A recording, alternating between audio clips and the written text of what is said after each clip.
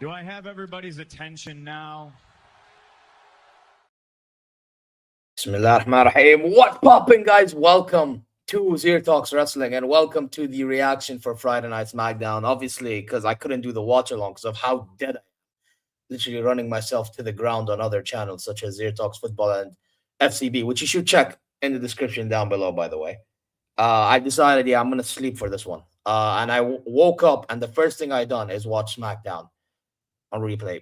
Bro, we've kicked off SmackDown unbelievably well.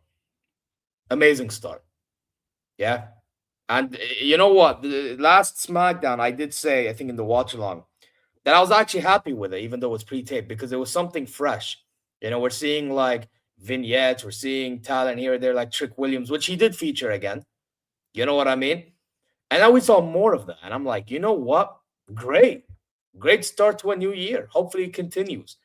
By the way, though, good thing I didn't stay up watching that based on how tired I was, because 3 hours. Oh my! They better make sure the SmackDown keeps on being this good.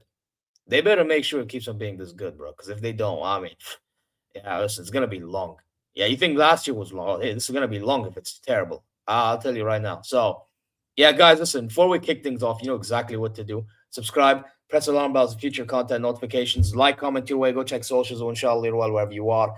And yeah, Friday Night SmackDown as a whole, listen, I mean, we had Drew McIntyre being sick and twisted. Yeah, which I actually really liked. You had the ambulance match to end off the show, which I'm surprised the match between Damian Priest and Alister Black was that anyway. No wonder they didn't choose that for 3 Stages of Hell, because I would have liked that to be there. But, I mean, made more sense now looking at this. You know what I mean? Which I will get into that in a few moments, but I thought SmackDown, again, like I said, fresh faces. Trick Williams, Jordan Grace. Hell, we got Matt Cardona on SmackDown facing Kit Wills, which, by the way, I don't want to see that guy ever again. Yeah, good thing he just pin him, bro. Get rid of him. Absolutely get rid. You know what I mean? So, yeah, it is one of those. But let's talk about how the show went on. So we kicked off the show with The Miz.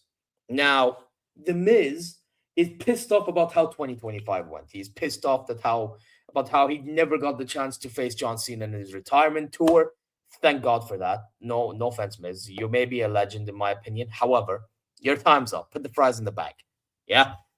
He talks about how the younger guys didn't give him enough credit. He's talking about Carmelo Hayes, which, funny enough, backstage before his match against Johnny Gargano, took the piss out of the Miz. It's like, I actually thank you.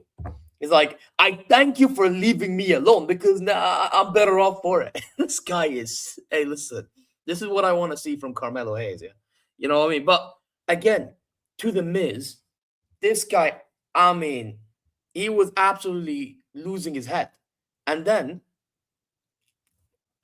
I hear voices in my head. They counsel me. They understand. They talk to me. Yeah, he's back, bro. He's back. And obviously, when he's back, obviously the Miz is, because he's talking about adults in the company, He's actually bringing up Randy Orton. He's like, maybe we can form a tag team. What was it? RK Miz or some shit. Randy was, yeah, we can do that. RKO, bro. And by the way, funny enough, he teased him when he first entered, and they gave him an RKO again, bro.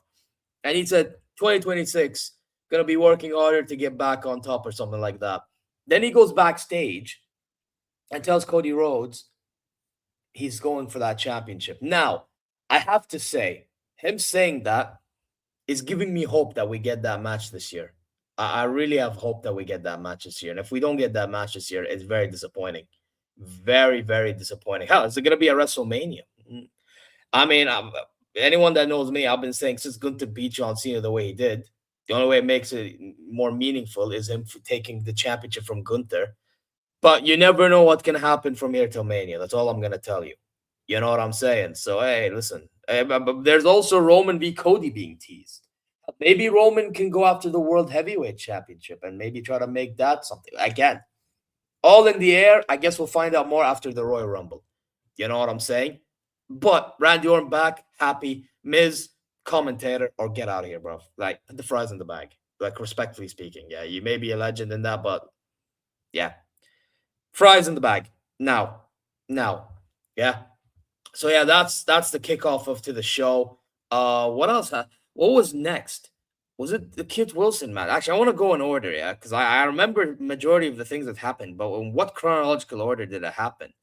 Um, let's go WWE there, WWE. So what was next? So what was next was the 8-woman tag team match. Now I'm gonna be honest, pretty fun match for what it was. Um, I liked how Charlotte Flair looked imposing. You know, I have to admit she did look very imposing in the ring. Um, again, Lash Legend, brilliant. You know what I mean? But we got the ending of Io Sky and Rhea Ripley getting the better of the Kabuki Warriors. Now, I would think that that would mean that the Kabuki Warriors retain, right? But what if I told you maybe it's Rhea Ripley pinning Asuka because Io Sky pinned Kairi Sane? What if it's them pinning Rhea Ripley pinning, Asuka? That's a possibility. So I wouldn't say it completely means that Kabuki Warrior wins. Just saying. I guess we'll find out on Raw. Maybe I'll do a watch along for that one. But anyways, I say we move. And by the way, Charlotte Flair and Alexa Bliss segment with them backstage later on the show, cringe. I don't want to hear that ever again. What was it? Charlotte's trying to be serious and then Alexa Bliss trying to be shady. Nah.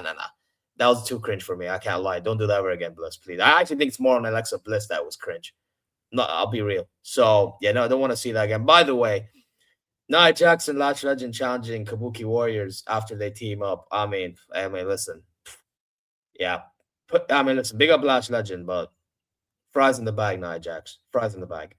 You get what I'm saying? But hey, maybe they'll challenge Rhea Ripley and Io Sky. Who knows? Next up, what was it? We had the Matt Cardona versus Kit Wilson. Big up Matt Cardona. He's gonna be a part of SmackDown because obviously his wife Chelsea Green's on SmackDown, which we'll talk about her in a bit. Good that he's back. Good that he got the dubs. Kit Wilson, never want to see him ever again. Talk about masculinity and the guy moves, bro. Don't even get me started, bro. I hate that gimmick he's on. I swear to God. Move on. And then we have, by the way, before we move on to this next segment, isn't it funny? Which I didn't watch the match, by the way, but I can easily predict how it happened. Yeah. Isn't it funny that Michin got injured in her match against Jade Cargill in a live show? And she's like, I intend to do it. Yeah, well, let's be honest. No, you didn't. You injured her because you're shit. You're a terrible wrestler. By the way, has she even defended her championship since she's been champion? I wonder who told man about Jade Cargill being champion would be a problem. This guy. She's terrible. The sooner she loses that championship, the better. Yeah. So we move. We moved to Sami Zayn. Now, Sami Zayn had a lot to say. He talked about how he was in the Saturday night's main event. That was the last time he was seen on TV. Yeah, for John Cena's final match against Gunther. And he had his son with him. And his son was asking, well, why do they call John Cena Never Seen 17? Sammy's like, yeah, Habibi, because he's won 17 world championships more than anybody. Then he's like, have you ever won a championship, Baba? He's like, Habibi, no. And his son couldn't comprehend that. And so Sami Zayn's talking about how that is, well, basically, long story short, that is a reason and motivation for Sami Zayn to get back on top and how he's going after the WWE Championship. And he said he's been talking, no action. He wants action. Great. That's what I want. I want action too. However, unfortunately, you've not done enough to win Rumble in Saudi. I love Sami. Yeah, everyone knows I'm a Sami Zayn guy. But he has not done enough to win Royal Rumble and go after Cody. He just hasn't. Yeah, so I do not want to see that. But maybe he wins Royal Rumble and go to WrestleMania to face the champion in Riyadh. I wouldn't mind that. But again, we need to build Sami Zayn up for that to happen. Yeah. But then he gets interrupted by newly promoted to the main roster, Trick Williams, which I'm assuming he's on SmackDown because he's going to face Rey Fenix next week. in Berlin. And I like the promo he cut. I like how he's being serious. The fans are, they're receiving Trick Williams as well very well with "Whoop That Trick." You know what I'm saying? The theme music, brilliant. You know what I mean? Again, freshness. We want more of freshness in WWE, especially 3-hour shows. Yeah, we need freshness. You know what will do more with freshness? A brand split. Not brand. Is it called brand split? Not brand split. Draft. We need a draft. ASAP, please. So yeah, that's my thoughts. But then we move on. Yeah, I'm big up Trick Williams for that promo because I thought he cut a good promo about talking about how he wants to make sure he wins and not be a nearly man like Sami Zayn. Brilliant. And Sami Zayn saying he needs to be humbled. I hear it. Even Ray Phoenix said it, and even Nick Aldis said it. So let's see what happens with Trick Williams next week and moving forward, man. I wish him the best of luck. We then move on to Carmelo Hayes versus Gargano. I have to say that was a good match. Good match for the United States Championship. Beats Gargano, and we move. Yeah, absolutely fantastic. Brilliant match. Nothing else to complain. But again, it's standard from these two. Gargano, good wrestler. Carmelo Hayes, good wrestler. We move. Ilya Dragunov giving him credit backstage as well for beating him. You know what I mean? But they can run it back. He even asked if he's going to do the Open Challenge, and he probably will. Good. That's what I want to see. U.S. Championship Open Challenge. We move. Fantastic. You know what I'm saying? Then we move on to, and by the way, before we move on to what I'm going to move on to, I do have to say, Gargano eventually is going to give that mask to Axiom because Axiom's had enough of him stalling for this long. So they're probably going to face off next week on SmackDown. But anyway, or more of it's Axiom going to take the mask off Gargano, but whatever, we'll see. Julia against Chelsea Green. Now, I have to be really honest, guys. Now, this is not really in chronological order, but I left the next bit for the ending, right? I have to say, I am not happy Julia won. I am not happy that Julia won. I don't even think the match was that great, to be honest. It was too quick. But it is what it is. My thing is, Chelsea Green, the gimmick that she has with Ego, Adam Page, fucking AEW. Ethan Page, okay? Ethan Page, Chelsea Green, Alba Fire, etc., right? The gimmick they have about making North America great suits them perfectly for that championship, especially with Ethan Page holding the North American Championship, and they have this mixed tag team championship from AAA. Yeah? It fits them perfectly.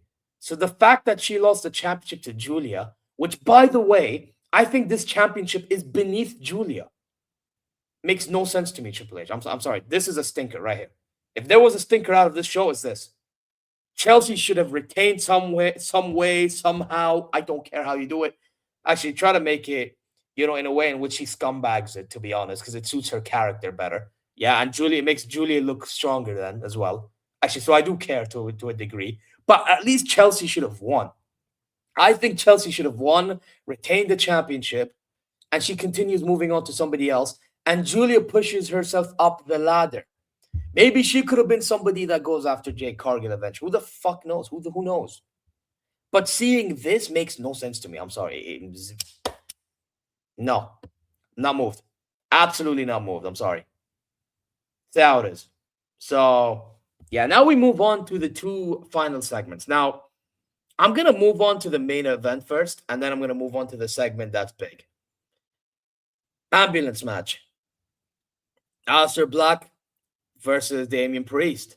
I actually thought it was a very good match. Now, there was a lot of weapons being used, chairs, stretchers.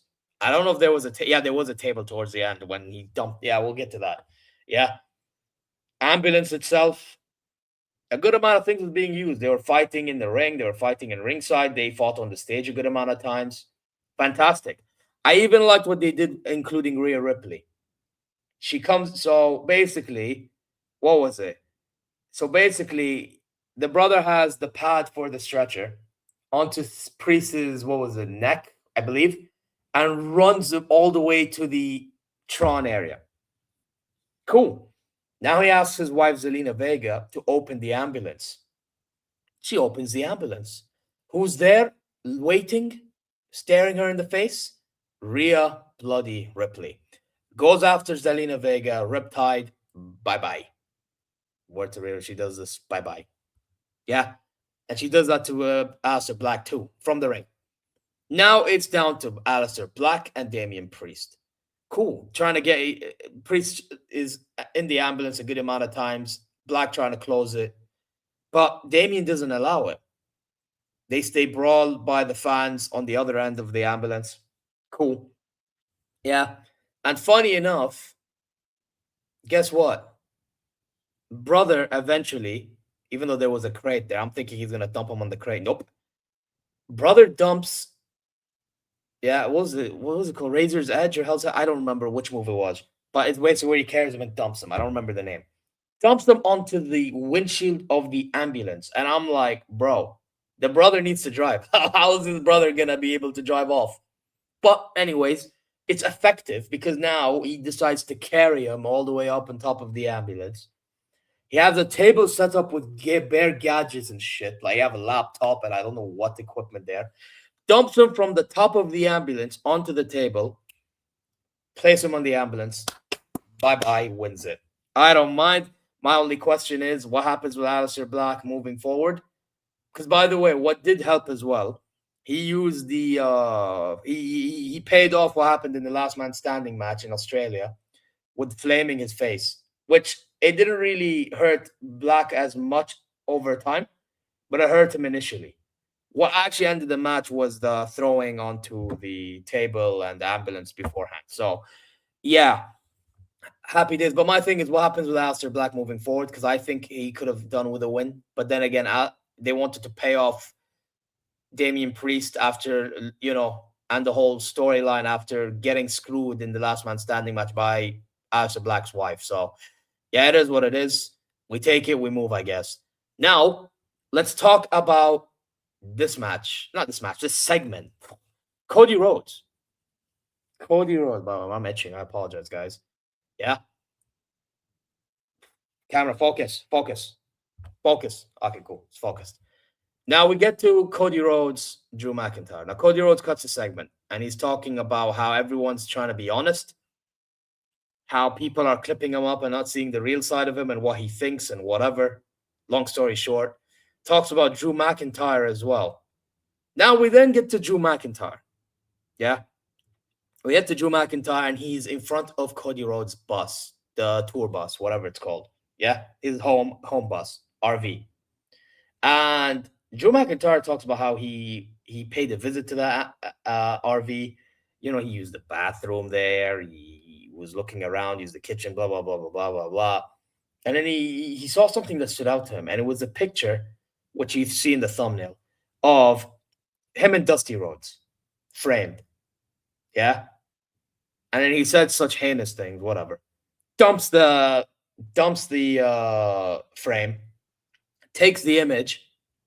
Cody's trying to chase him backstage towards the area.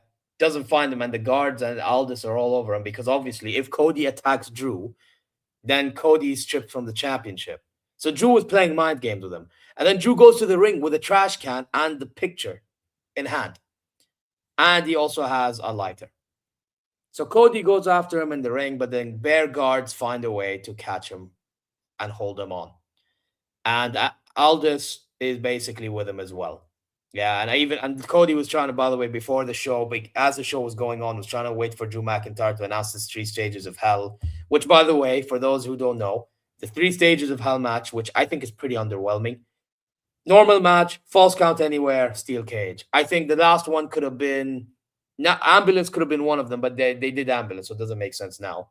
I would have gone for one of 2 matches, and I think one of them I would go more than the other. Either Hell in a Cell or, and this is the one I actually would rather than Hell in a Cell, I Quit match. I would have gone I Quit match for this one. I think I Quit match would have paid off everything because now Cody Rhodes could try to make Drew McIntyre suffer, for everything Drew McIntyre's done for this. So, yeah, I would have gone I Quit match personally. Or maybe No Holds Barred. But then No Holds Barred is like false count anywhere, except the only difference is there's no pinfall or submission anywhere. But Cody Rhodes, anyway, back to the conversation. He goes back to the story. He goes back to the ring. ringside area, and the guards hold him out, whatever. And Drew McIntyre literally heinously burns the picture and dumps it on the trash bin and wants Cody to attack him, but doesn't. And then Nick Aldis says he's sick, blah, blah, blah, blah, blah. We move. So Cody Rhodes is going to be going for vengeance. I actually like that Drew McIntyre is sick and twisted. You know what I mean? And it's a shame that Drew is going to lose, to be honest, because Drew could have actually benefited with this, but we know that Cody Rhodes is going to win. We know Cody Rhodes is going to get revenge. We know he's going to move on. Hopefully he moves on to better things, and actually whatever he moves on to, eventually we need to see a darker side to his character. If he's going to retain the championship, he needs a darker side to his character, because I feel like the problem with Cody Rhodes, he's babyface, cool, but he's too nice. I hope this feud actually changes him. I hope this feud and whatever Drew McIntyre has been doing changes him as a man, kayfabe-wise, because he just looks dry. Like Drew said, vanilla. Like, it's just, we need something different. So that's what I would say in regards to that. We know that Cody Rhodes is going to win eventually, so it is what it is. I just hope that the match is so extreme enough that both go on the other side. Cody Rhodes mainly looking more of a badass than he is being Mr. Nice Guy. So, yeah, whether it's a heel turn, whether it's tweener, I don't care. Look at what AEW's done with Adam Page and Swerve Strickland. Like, that's exactly what Cody Rhodes needs to be. So, yeah, that's my thoughts. But, yeah, overall, considering, you know, the good things and bad things that happen, which there's such few bad things that happen. So, I'd give this show 4 out of 5.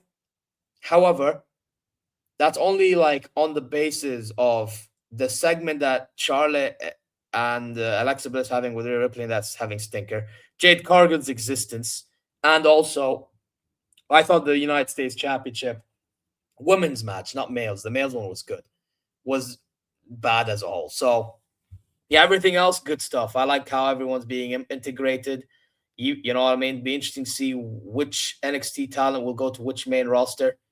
And yeah, that's about it. But guys, let me know your thoughts in the comment section down below, and that's about it. You know exactly what to do. Subscribe, press alarm bells for future content notifications, like, comment, go check social, and share all your good wherever you are. Until then, peace out.